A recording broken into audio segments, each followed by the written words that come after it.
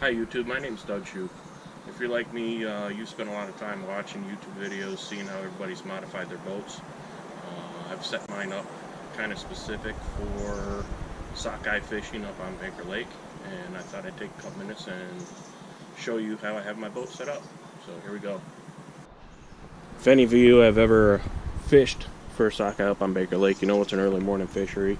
Typically I'm up there on the water sometime from daylight to usually a half hour before daylight is when I like to have my first line in the water, and from there I usually fish until usually between 11 and 1. With that requires some navigation lights for getting out there. This is what I've used. Using nav safe lights. Front one is a three-way light. It's got white on the back, which I don't normally have on, and then your port and starboard lights. Once I'm done, or once daylight comes in, just turn it off. Got a cover I put on it, pull it up and tuck it into the front compartment. The light on the back is an all white light. I'll usually just turn that off, remove it from the stand, put the cover on it, and tuck it into the hatch. And then I'd usually mount one of my cameras gets mounted here. Normally my second camera will get mounted up here on front. I've tried a few different spots. This is what seems to give a nice distance and nice range for a pretty decent view. So now starting from kind of the front to the back of the boat, inside the hatch, this year I used one of these fish bags. This is from LFS, just a small fish bag. It's big enough. For ice, what I actually used is just use a vacuum bag, fill it up with water and sucked out most of the air, sealed it up, and then lay it flat in the freezer. That way it freezes up, and that will normally last me. It's usually about half thawed by the time I get back from a full day of fishing, so it does really well.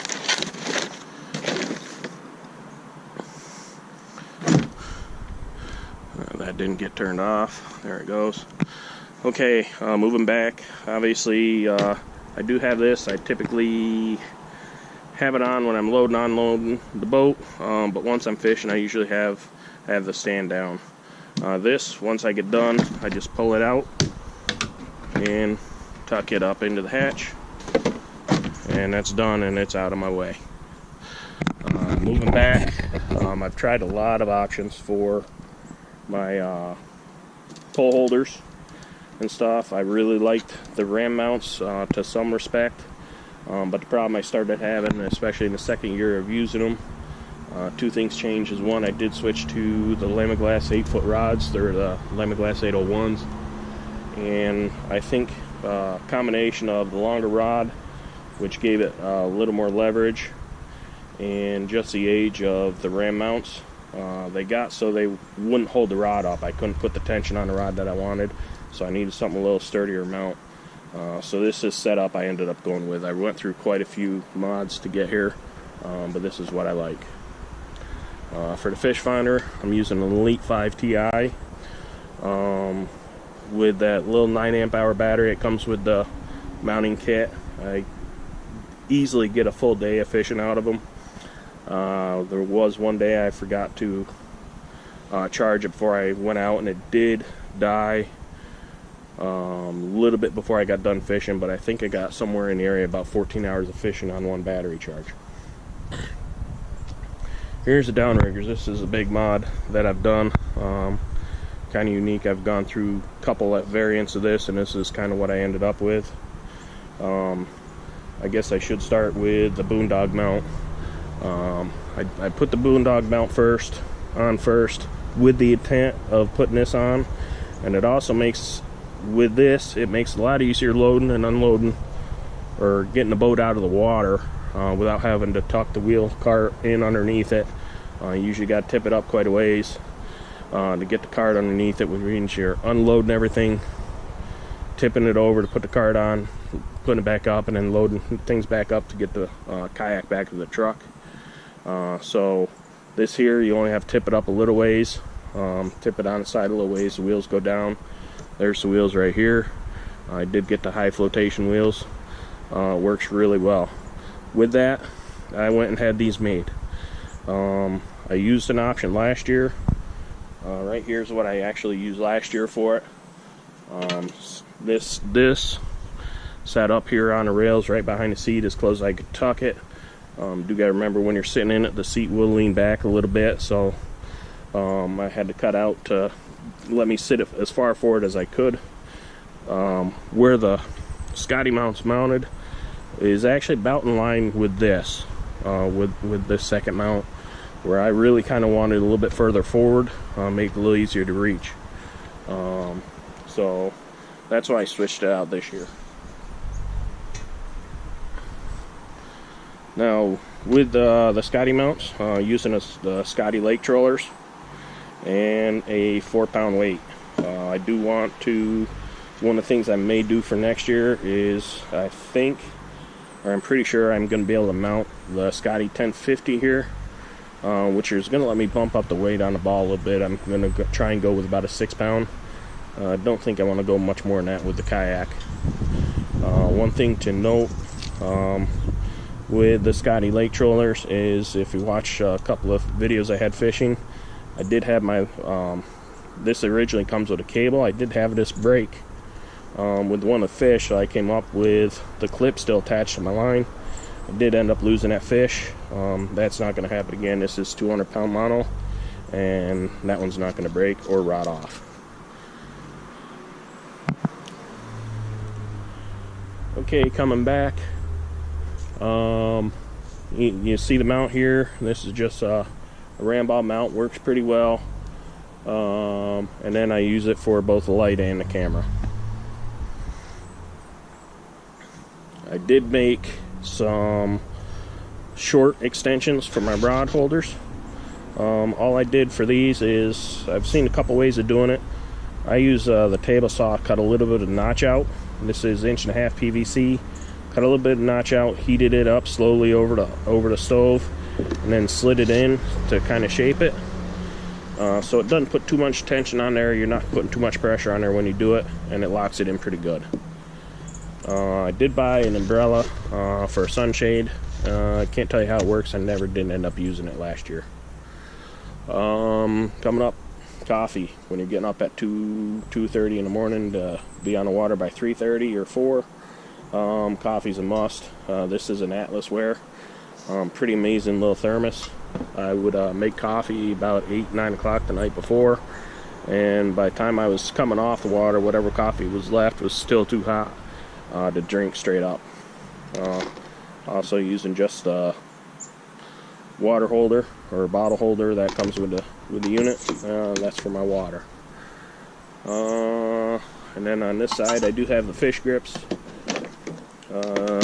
Don't normally need those for sockeye, but if you, on occasion, I would catch a dolly, and I found out the hard way that those dolly bars have really sharp teeth. Okay, the Lowrance, or under the seat. Under the seat, I use 2 of these boxes. Typically, I'll have out there, and then I usually have a towel just kind of tucked inside for wiping your hands off of whatever you're using. Inside the hatch, I went with the basket. I found it's a lot more useful for me. I do like, in some circumstances, I do like the tackle box holder, but this works a lot better for the type fishing I'm doing. Now I'm going to come over to the other side of the boat.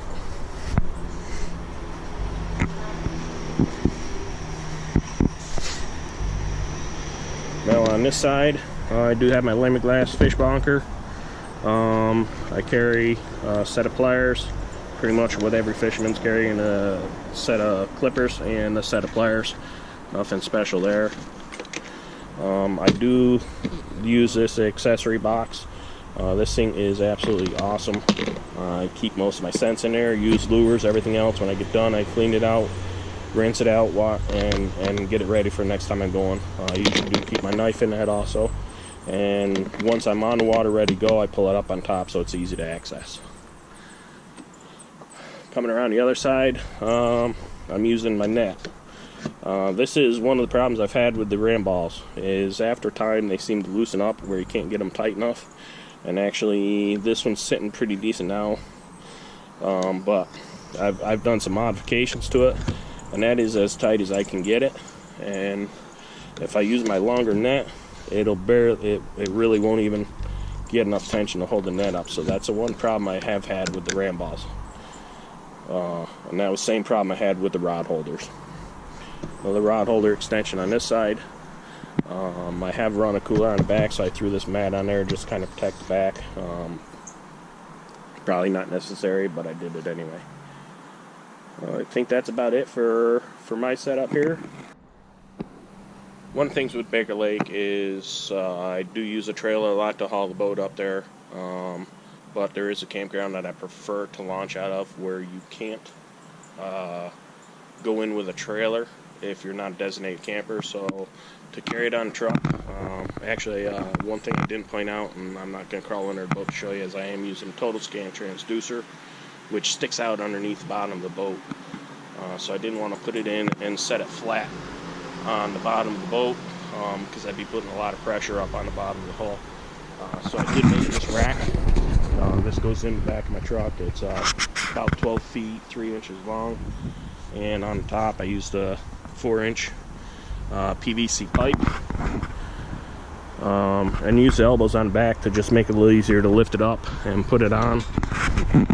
Here, show it. It does stick out the back of the truck far enough where I put the flag on it, just for visibility. And then I know this is probably 3 or so feet back from the front, just to shift the center where the support should be on to gives the best support for the kayak. Here's a look at the kayak on the Boondocks landing gear. And again, it is really easy to use, and you don't have to completely unload the boat to put the landing gear under it. A couple of things I didn't mention during the video is this is a 2016 Hobie PA14, and just of note, while trolling, I estimate that each downrigger setup costs about 1 mile an hour speed, and my typical trolling distance is anywhere, or depth I should say, is anywhere between 15 and about 60 or 70 feet, with most of my trolling being done between 40 and 45 feet. Hope you enjoyed the video. Thank you, and have a good day.